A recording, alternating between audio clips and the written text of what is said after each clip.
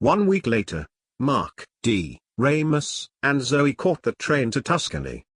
Again, Ramus and Zoe spent the trip sightseeing and making small talk, often joined by Mark and D. Mel and Kat followed 2 days later. Once in Tuscany, they made the 20-minute walk up to the vineyard.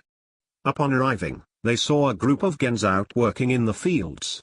They were clearing the fields from years of neglect. The rest were busy performing maintenance on the rest of the property.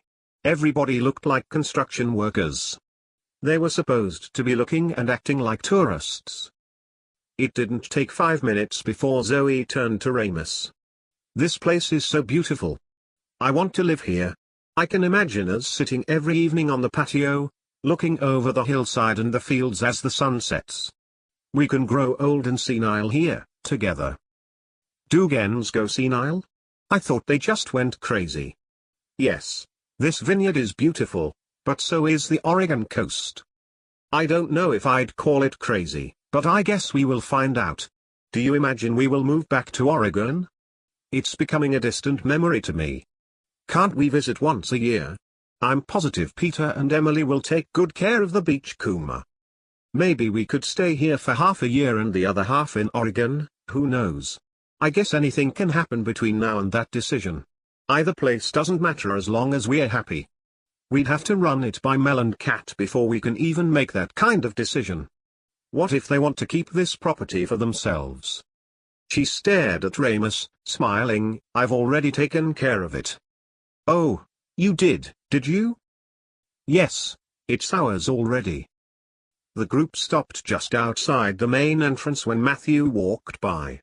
As he walked by, Mark stopped him to inquire about the rest of the third gens. "Matthew, do you assume those other teams of third gens are still alive after everything that's happened?"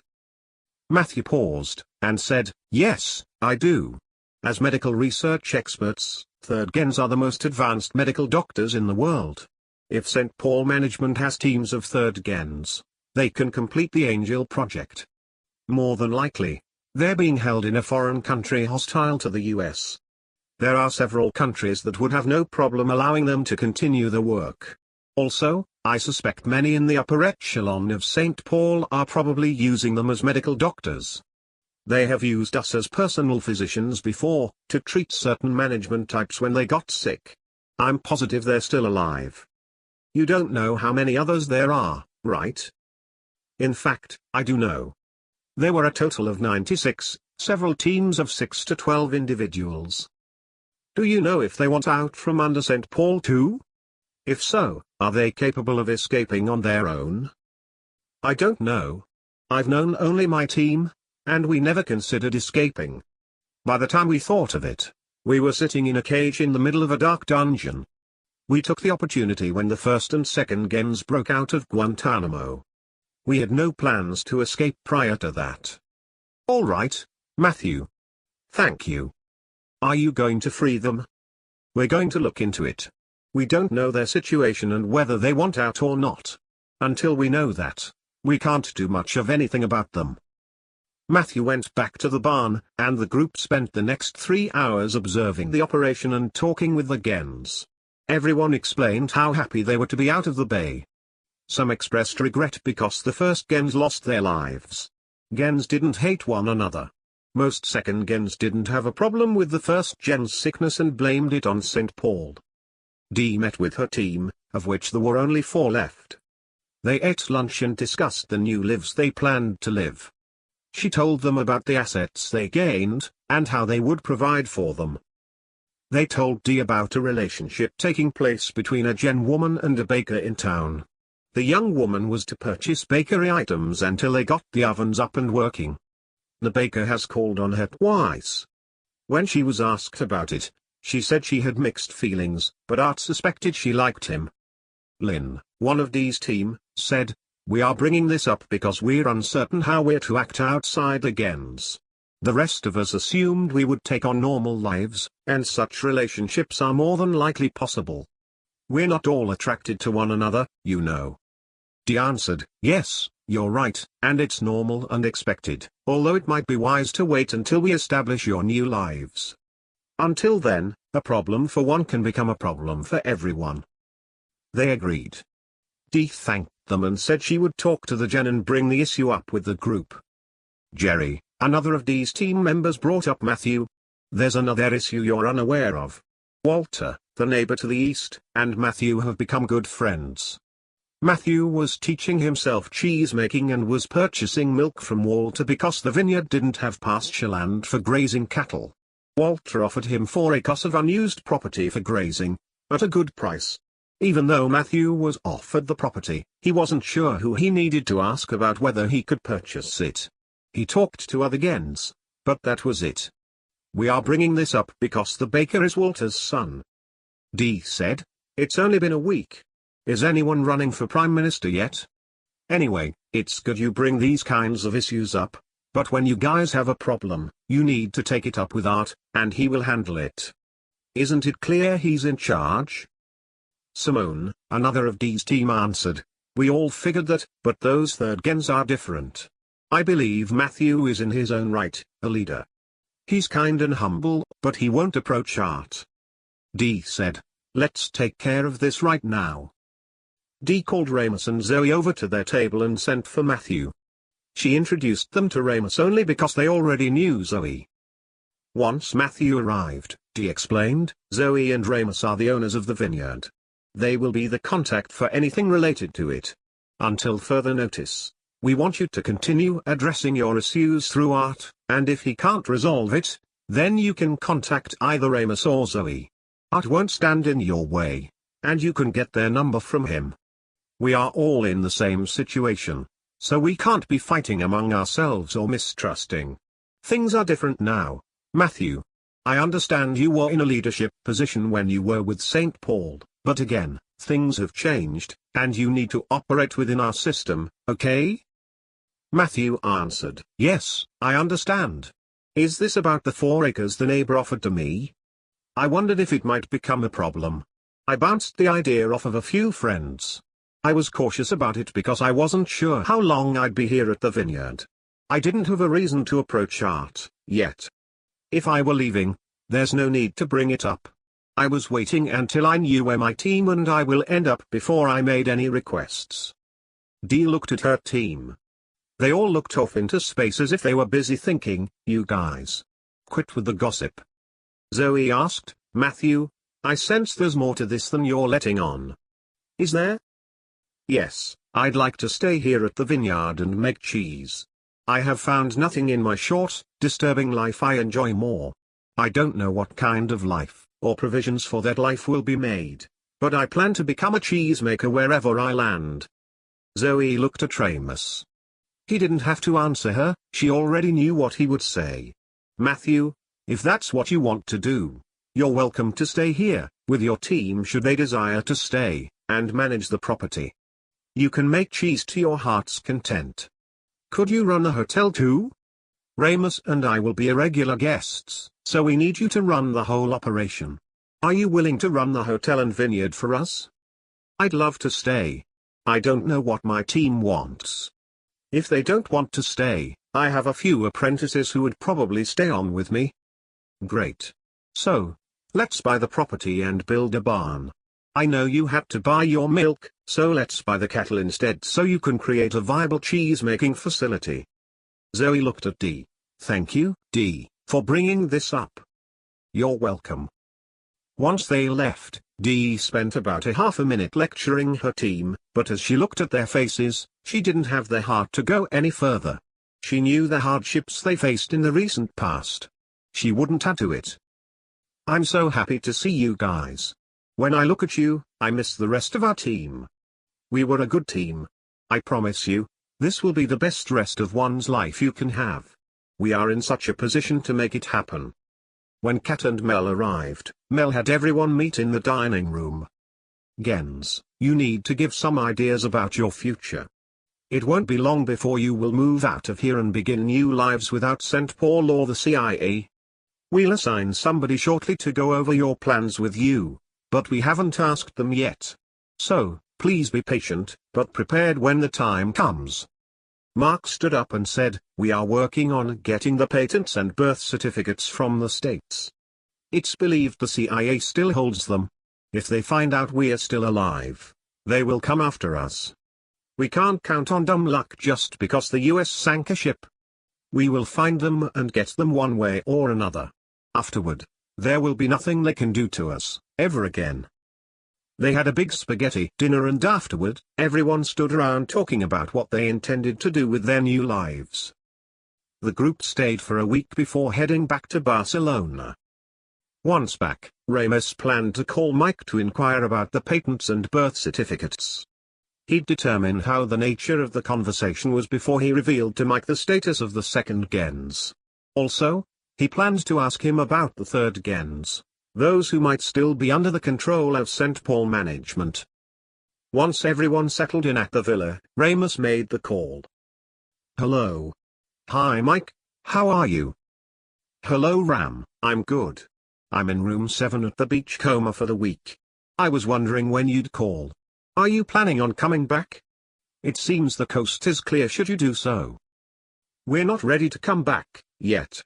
I need to talk to you about some important unfinished business. We want the patents and the birth certificates for the gens. Why do you want them?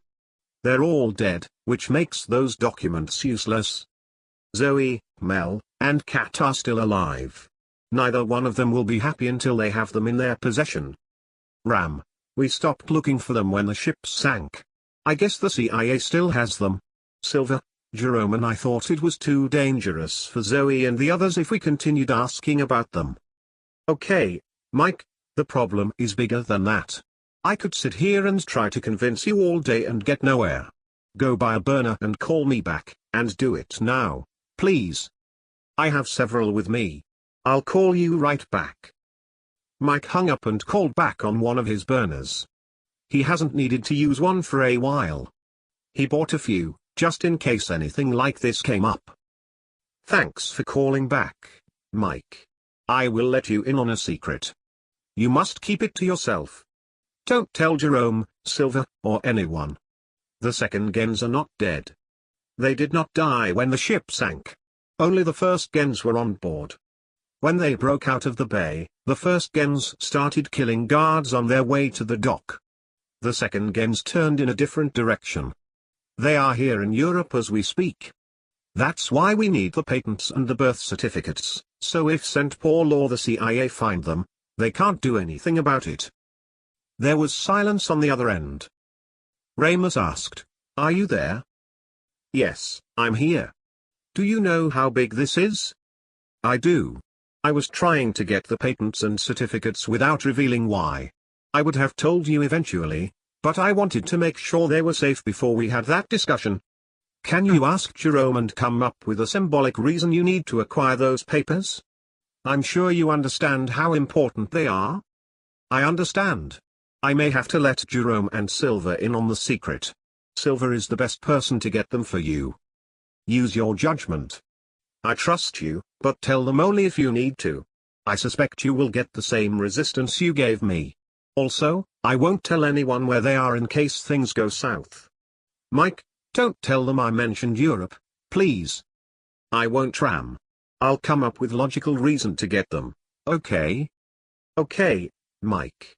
Goodbye." The girls were listening to the whole conversation and were concerned that Mike might not pull it off. Ramou assured them Mike could do it. Mike's been dependable in the past and a good asset. Jerome answered, "Hello." "Hi Jerome, this is Mike.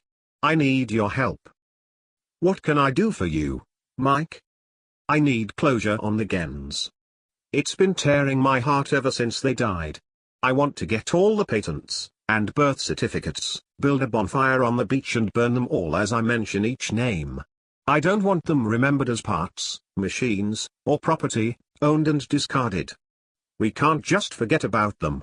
I can't. Jerome, you were closer to them than I was, and if you like you can join me, you're more than welcome to. Again, we can't just forget them." "Yes, I was close, especially with my detail." "That's a nice gesture, Mike.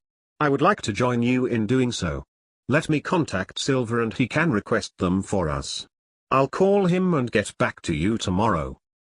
"Thanks, Jerome. I'll talk to you tomorrow. Goodbye." Mike walked downstairs and told both Peter and Emily that Ramus called. He told them Ram was in a hurry and was making an inquiry about legal stuff. He also told them Ram was not coming back anytime soon, but they already knew that. Mike said, "I guess he's having a good time in Europe." Emily answered, "Yes, we already knew." The beachcomber has been operating at breakneck speed. They completed the 5 cabins, and Emily was preparing to hire a manager and put them up for rent. Hank, Maggie, and the kids were practically living there while Hank was overseeing the construction. Emily and Peter hoped that didn't change just because they're finished. Maggie still complained, at every opportunity, about how Ramus tricked her into becoming police chief. The city was planning on making her the permanent chief. The city council liked her and realized she was just as capable as Ramus in the position. That evening Jerome contacted Silver and inquired about the patents and birth certificates.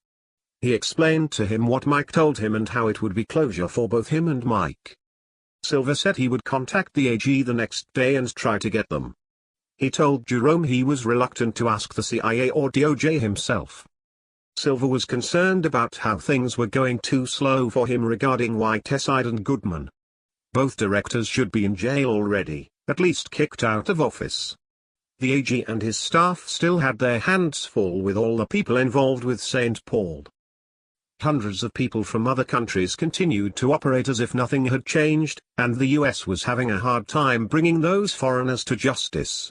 Several in Congress were pressuring the president to call off his dogs, referring to the AG's office, but the president was behind him 100%.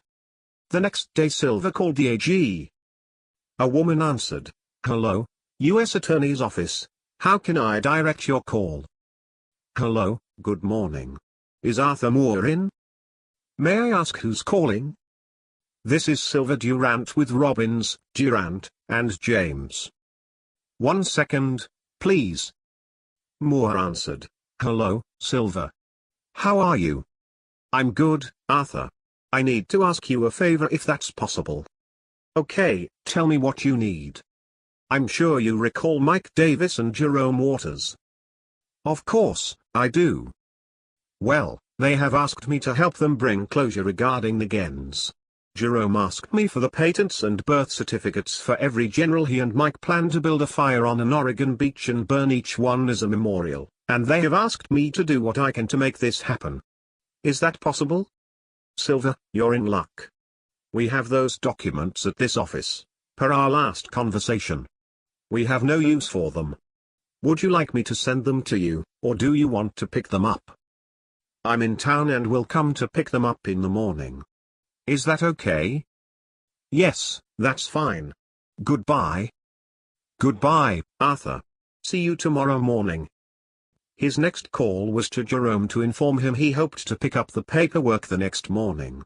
Afterward, he planned to catch a flight out of DC and deliver it to him, in person, in the afternoon. Jerome called Mike and relayed the message. He told Mike he could meet him at the beachcomber in 2 days. Mike realized he had to tell Jerome what was going on. Otherwise, he'd expect him to burn the papers. "Hello," Ramus answered. "Hi Ram, I have information for you. Silver is picking up the paperwork tomorrow morning and delivering it to Jerome. Jerome plans to fly into Portland the next day. So, he'll be here the day after tomorrow with the documents. Neither one knows the situation of the Gens. I got them to turn them over without telling them too much. There's a problem though." "What's the problem?" "Jerome thinks he's coming for a memorial bonfire on the beach. I told him I needed closure and wanted to burn each patent and birth certificate honoring each Gen, and he wants to join me." "That's a problem. I trust Jerome so you can tell him, but don't do it until you have the paperwork in your hands. I'm sure he will freak out. I'll contact you after I have the paperwork and revealed the situation to him. Goodbye, Ram." As soon as Ramus hung up, Mel said, "We need to fly into the States and pick up those documents ourselves. They shouldn't be mailed, nor should we let Mike and Jerome burn them. We will burn them ourselves once we have verified their authenticity. Mike had a good idea, but we need to do it ourselves. Anyone up for a plane ride?" Mark and Dee chose to stay behind while the rest of the group flew to Oregon. They would take a Gulfstream and land at the Hillsboro airport, where they could rent a car. The Hillsboro airport was the closest airport to Tillamook. Mel and Kat went into Madrid that afternoon to prep the plane. They planned to leave at 3 a.m. the next morning. When Ramus and Zoe got to the airport, they already fueled the plane and were ready to go. Mel already filed the flight plan, so nothing was standing in their way. Ramus was eager to see Emily and Peter.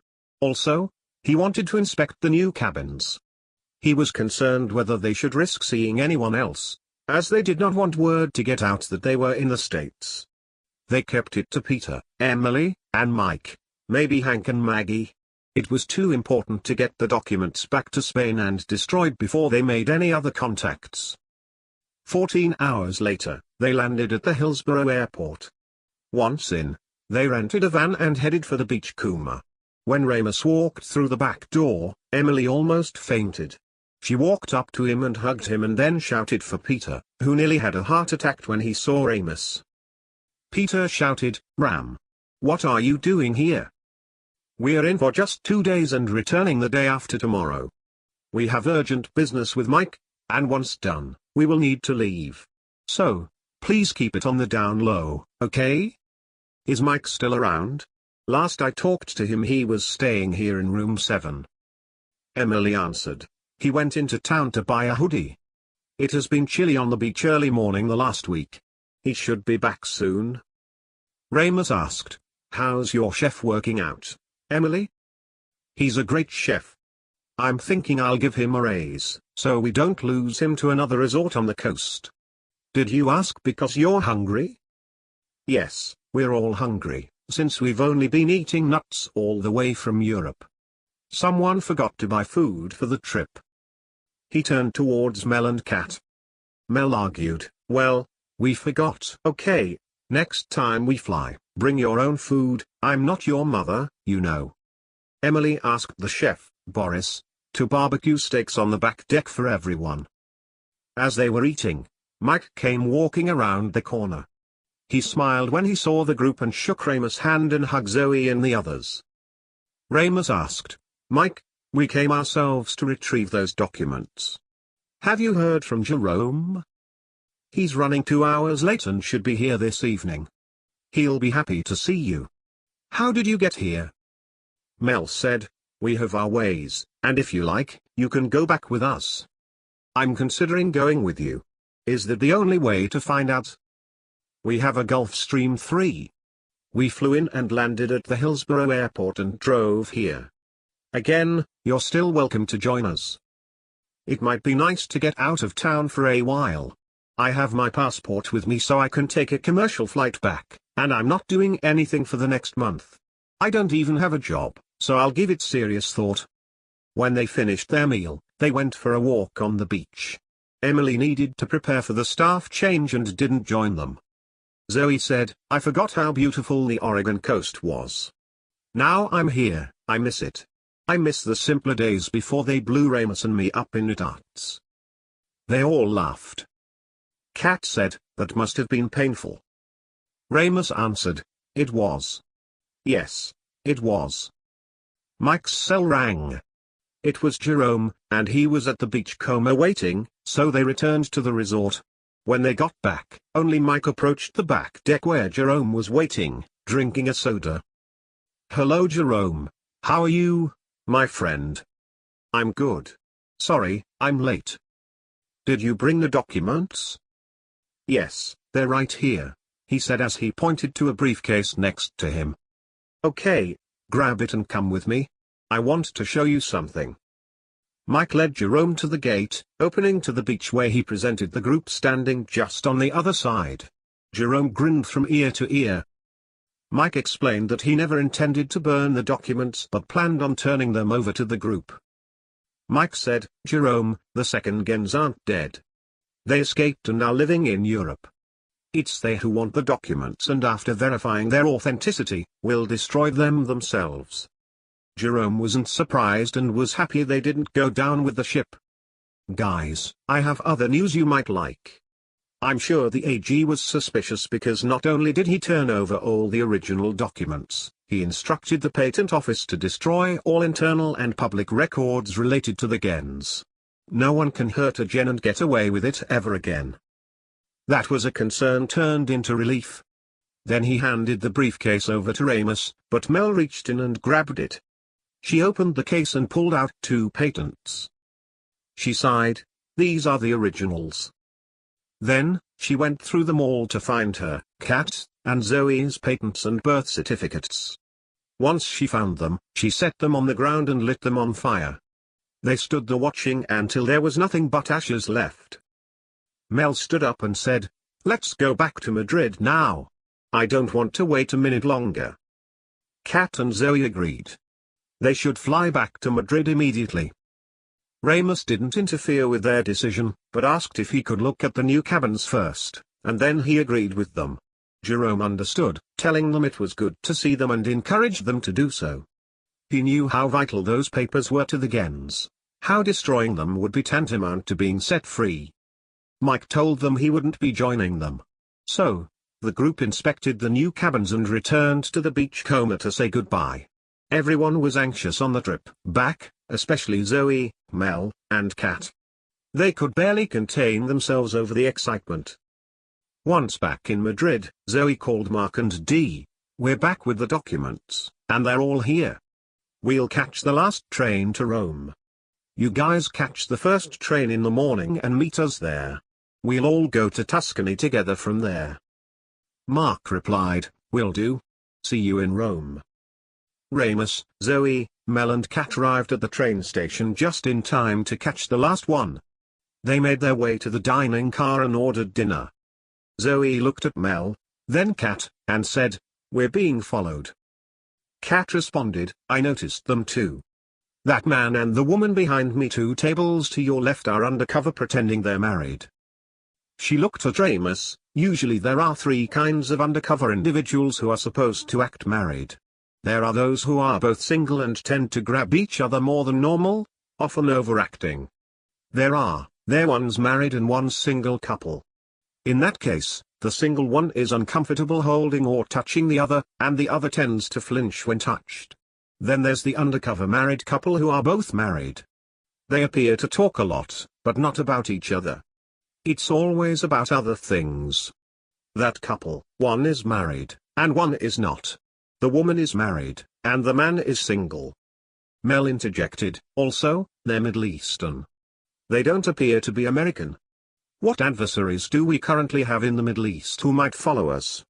We haven't been there recently. Something doesn't make sense."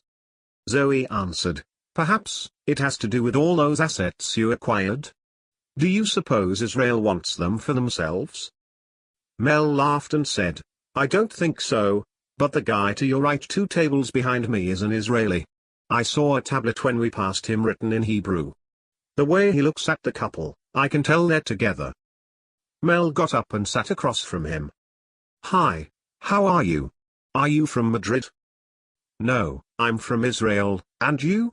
You have an American accent. Are you from America?" Mel replied by speaking to the man in Hebrew, with a perfect accent, "You, and the other couple, are following us. Please tell me why." What he said next surprised Mel. "You're right, Melissa 21, I know you're traveling with Zoe 3, and Catherine 23, and the police chief, Ramus Rignor, from the small town of Tillamook, Oregon. We are following you, but not to bring you any harm." Mel looked back at the group. Then she replied, "That's Tillamook, Oregon. I could kill you right here, and no one would notice until we disembarked. So, if you want to live and enjoy the beautiful sunrise, tell me why you're shadowing us." Before he could respond, the undercover couple got up and sat down at the group's table. The woman said, "My name is Arela Perez, Arela 265. We have a private car in the back. I'm sure that sounds suspicious, but if you come with us, we can explain. We need your help." Zoe looked at Kat. She returned the look and said, "Yes, she's telling the truth. All right, we'll join you." "Lead the way," Zoe said as they all got up to follow. When they passed Mel and the other Israeli, Mel and the Israeli had already started flirting with one another. Zoe stopped to look at them, almost annoyed. Mel. What's the matter with you? The Israelis were traveling in a nice, expensive train car to themselves. Ramos said, "This is nice." Aaron said, "That's not important, although it's a nice coach, and there's plenty of food on the table if you like. What's important is we can now have a conversation out of earshot of the public." Zoe asked, "What would that conversation be? May I ask?" The fake husband spoke up, "As you have already figured out, we're with Israeli intelligence. We followed you from the airport. We knew you just got back from the States and we've been tailing you since. Fortunately for us, this quiet, obscure, beautiful coach was available when we purchased tickets. My name is Joshua Cohen. This other man is Aaron Billick, and Arella Perez has already introduced herself. Our real names are Aaron 262, Joshua 268, and again, Arella 265. Zoe cut him off and said, "Those numbers don't exist. If you're telling us your gens, the last gen was 260. Your information is screwed up. Again, those numbers don't exist." Aaron answered, "Yes, they do, but you were never told about them.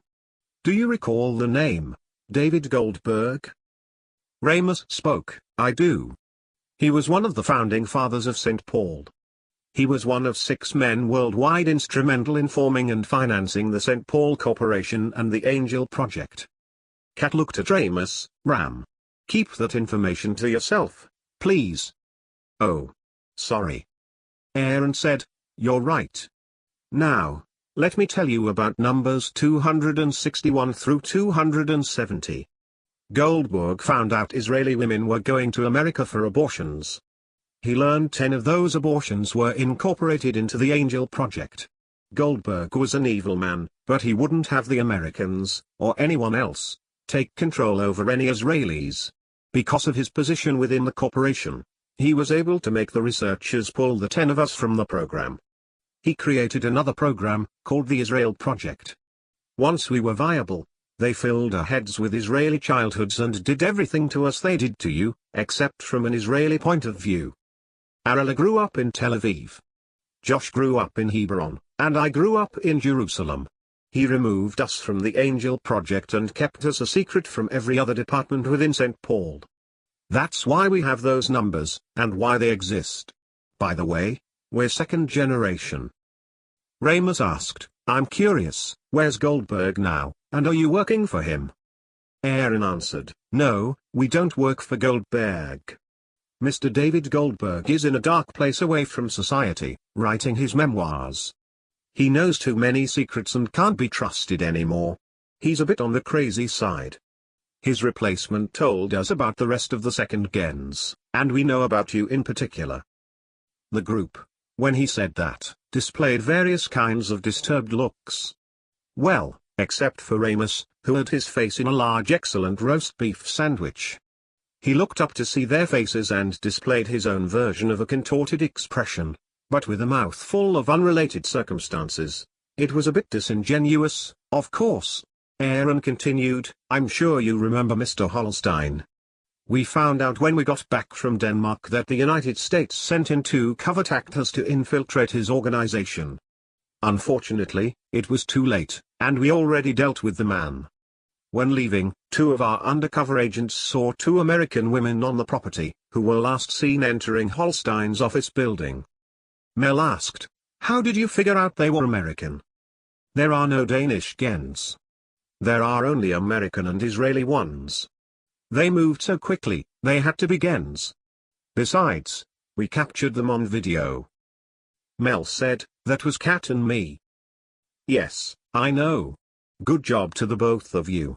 Afterward, how did you avoid Guantanamo?" Kat answered, "We were on the run already. St. Paul and the US government presumed they killed us in the Seattle explosion. Fortunately, we slept in. Afterward, we fled to Europe. We've been here for a while." "How did you find out they sent the gens to the Bay?" "We have our sources in the US government. Israel has a few Jews in important places who help us out occasionally. General Levitt got wind that the US locked up all the Gens in Guantanamo Bay, so he put a man on the ground. The agent reported how the Gens escaped with two different groups going two different ways, one to the harbor and the other to a landing strip outside Santiago de Cuba. We knew you got away and didn't drown with the others. We are sorry for their loss. The Gens have suffered too much already. According to our agent, it appeared the first Gens ran interference for the other group. They kept the American soldiers on their trail. Our source told us, the second Gens were the easier target, but the first Gens slowed down and threw rocks at the soldiers, causing them to pursue the first instead. In fact, several first Gens stayed behind to make sure no stragglers went after the second group. Zoe asked, was your agent a guard? Aaron stopped and looked at Zoe. Yes, he was an American soldier. He was also an Israeli immigrant. One of General Levitt's friends in the US military transferred our man to the bay once we heard about the captivity of the Gens. We will not tell the US your situation. They have handled your situation badly. Second, we want you to do us a favor. Mel asked, what favor is that? While in Denmark, we couldn't take Holstein's assets. That would have created an international incident. When we found out what you did, we had to inquire. We are, of course, inquiring minds. Initially, we assumed those who robbed the safe were another terrorist group. Then the two agents came forward, explained what they saw, and how fast you moved. They took a video of you entering the building. Kat turned to Mel, you're getting sloppy, girl. No, you are. I told you to keep an eye out for any dogs in the area. Zoe said, it's all right ladies, you were dealing with Gens like yourselves. Both agreed and became attentive to what Aaron was saying. Aaron said, are you two finished? That was not our first rodeo. Personally, I believe you were just a little overconfident. Mel perked up as if to say something but changed her mind. Anyway, we were pleased you were not another terrorist group and pleased you took those assets out of play. That was big for us. So, your pennies, property, planes, and boats are safe in your possession. Israel has no desire to take them from you. Zoe said, okay, don't insult us. That's no way to get us to cooperate. There's not the slightest chance you or anyone else can take anything from us, unless we give it away. I apologize. You're right. What I want to say is that you impressed us and gave us cause to ask you to do it again. How well you concealed what you did was fantastic. Other than knowing it was Gens, our experts lost the trail and couldn't pick it up again. That impressed us most. Mel said, well, a little of this, a little of that. How do we know you're not lying to us? It has been an interesting story, but can you prove any of it? Can you prove you're who you say you are? Aaron said to Zoe, feel the bone above my elbow. Right above the elbow, you will feel the bone spur. That spur is only found on Gens, right? Zoe found the indent. She knew what he said was true. She asked, you identified Melissa and Catherine during their operation, but how did you find us afterward? We followed the money. It was interesting to watch the ghost of Holstein sell off all his property. Before his garage sale, we had pictures of every general that was because Goldberg could get anything he wanted from St. Paul and requested all the photos and associated names when the Seattle office was destroyed. He was paranoid and wanted to find out what Gens survived the explosion. We thought you three were among the dead. When Melissa entered the title office to finish the purchase of the Tuscany vineyard, they captured her picture. You should have worn a disguise, Melissa. We knew the transfer was taking place on that day and we hoped to get a picture of the culprit on the security cameras. To our surprise, it was Melissa 21. When we saw you, we worried you might have been involved with the explosion in Seattle, but concluded you were not. We recognized you as one of the two women our agents saw in Denmark. Massat placed an agent, Joshua, here, in Tuscany, waiting for you to appear. We have been following you since. Don't worry. Nobody else knows about you and it will stay that way. We Gens need to stick together. Zoe looked at the briefcase and said, okay, that makes sense. So, I assume this briefcase should also contain the patents and birth certificates for the three of you. Is that what's in the case? Mel answered, yes, we plan to destroy what's inside once we get to Tuscany. Our patents were destroyed a long time ago. We had a friend in the Israeli government who fought for our freedom and the destruction of those documents. Fortunate for us, all Israelis understand what it means to be free of oppression, even from our government. So, we're free to live as we choose. 5 made careers in the military. We love this kind of work. So, here we are, and we support what you did. On another note, if things hadn't gone so smoothly for you in Cuba, we would have broken them out of the bay. We also knew about the documents and what they meant. We would have broken into the CIA director's office ourselves to steal the documents and given them to you. As we suspected, you were more than capable of doing so by yourselves. Zoe said, I guess we should thank you. Now, what's the favor you need? Mr. Holstein has another compound in Beirut, Lebanon. Within his compound is another safe with more assets. Holstein was paranoid and tended to keep all his personal and important records spread out, but within his reach. He probably has more assets spread around the world. We haven't found them yet. No one will take them because the world doesn't know he's dead yet. Well, the Iranians think he is, but they're not sure. Until they have or see his body, they can only speculate. The agents who carried out the operation in Denmark took his body. Holstein was the son of a German man and an Afghani woman. He looked Middle Eastern. They used that to their advantage. So, after the team killed him, they took him and dressed him up as an immigrant and dumped his body on the street where homeless Syrians were living. The authorities assumed they beat him to death and robbed him. They listed him as a John Doe. They didn't even bother to check fingerprints or DNA, figuring he was just a homeless person. Again, we sent in an agent to monitor the process. They cremated Holstein without knowing who he was. Mel said, we saw you take his body, and wondered why. Apparently, you didn't want anyone to know he was dead. Why? We knew he had a lot of assets, and we didn't want some other idiot to get a hold of them and start a war, or blow something big up.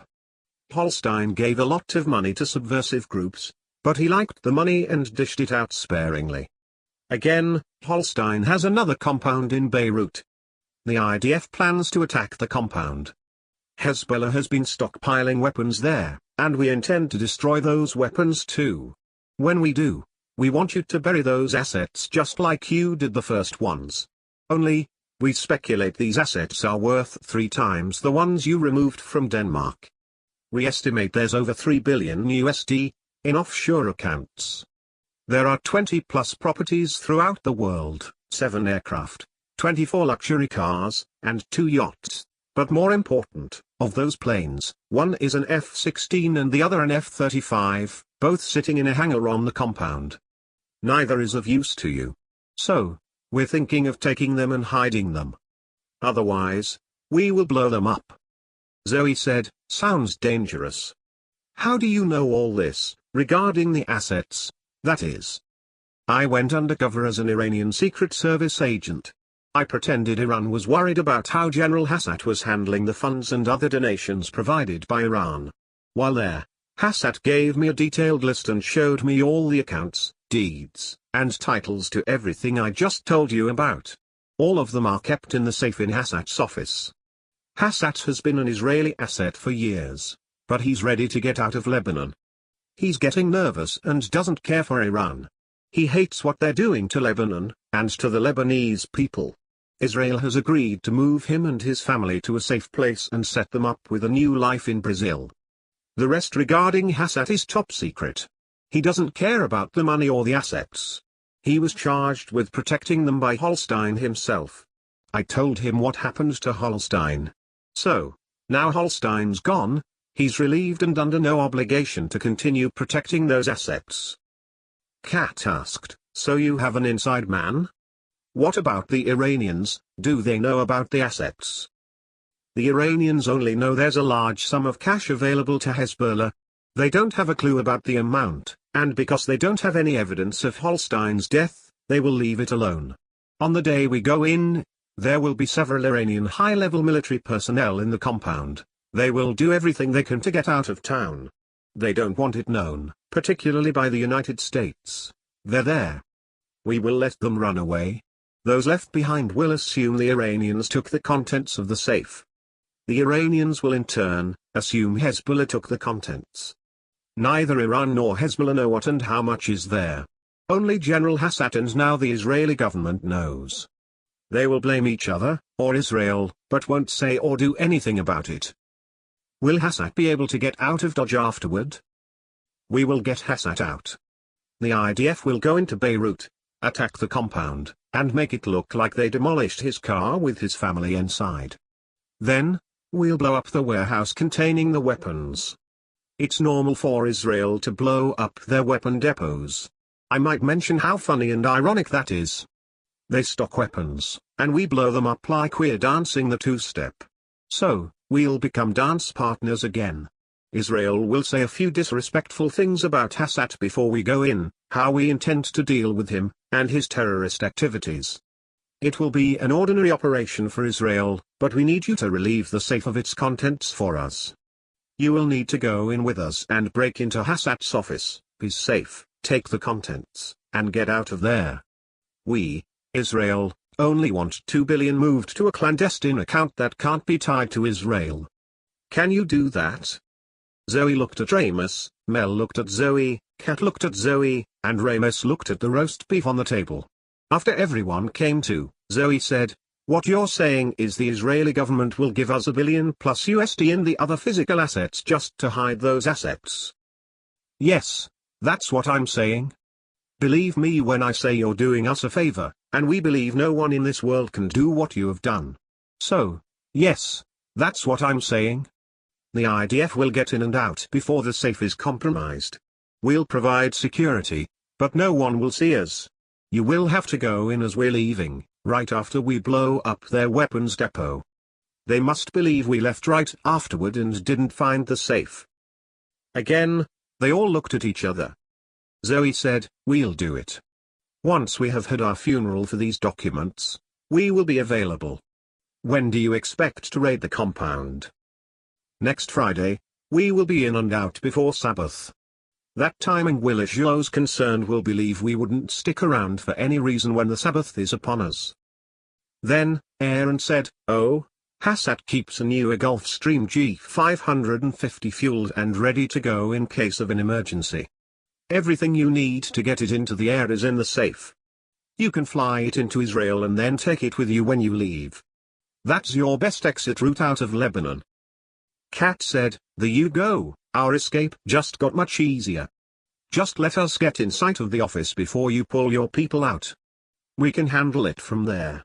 She looked at Zoe and said, "Right, Zoe?" Zoe answered, "Well, thank you for asking, Kat. We can and we will fly into Stoff Air Base next Thursday. Please inform them we're coming so we don't get shot down. We will also fly our Gulfstream 3. Don't confuse it with an Iranian craft, okay? We were ready to fly you in, but you can fly in yourselves. We'll have you land at the military airport. It sounds like we're in business. I have a question. Didn't Melissa and Catherine pull off the Denmark operation? How is it you have taken the lead on this? Shouldn't we go with them?" Mel answered, "Who do you think taught us how to do all of that stuff?" "Oh." Zoe said, "Yes, we're in business. On another note, we're looking for another 93rd Gens. Have you heard anything about them?" Goldberg told us about 24th Gens in Saudi Arabia, and about another group in China. I believe there were 18 of them killed in a raid of an underground hospital there. The Chinese office of St. Paul had them killed because they read the Bible and refused to do any more experiments for them. Instead, they went underground and offered free medical to the poor. That's what we heard, but we don't have any way of proving he was telling us the truth. We've caught him in several grandiose lies during his stay with us. It was interesting he of all people brought up the Bible. He's at best an atheist, but it sounds like the Bible has caused our atheist friend and St. Paul a certain amount of trouble. Zoe responded, "Indeed." Ramus realized his wife had reached a new level of respect in his eyes. He was so impressed by how she handled the situation and the conversation. He realized Mel and Cat were subordinate to her. All this time, he thought Mel and Cat were special, and Zoe was not as experienced as they were. That was not the case. She took the lead with no resistance or conflict from either. The group spent the rest of the train ride in the private car with the Israelis, who turned out to be genuinely nice people.